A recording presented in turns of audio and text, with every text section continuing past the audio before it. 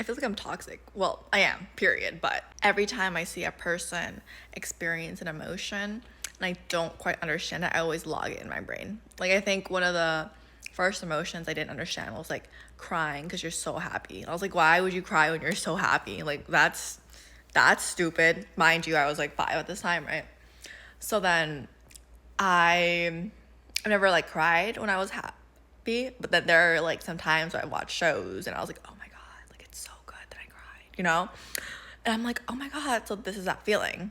And I think like almost as a writer or just like someone who's really curious about feelings, I'll like jot it down like, oh, why did this make me cry? Why is this like, what is this overwhelming emotion of happiness? Like, and it almost feels like something you can't keep in.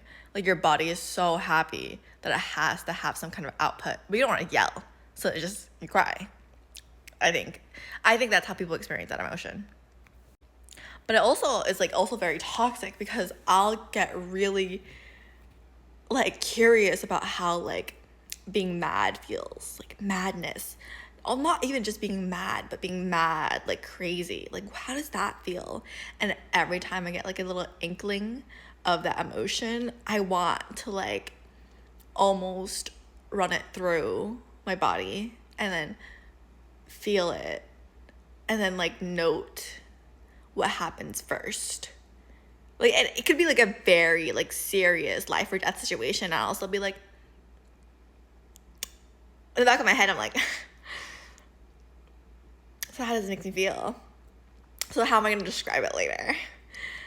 Um, and that makes me feel like a little crazy, but also I think I just have to be truthful in the fact that that's just how I'm wired and think, especially like since all I do every day is write.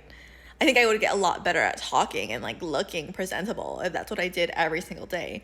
But every single day, all I do is write. So then I'm like, yeah, of course I would be thinking this. Like, it doesn't matter how traumatic something is.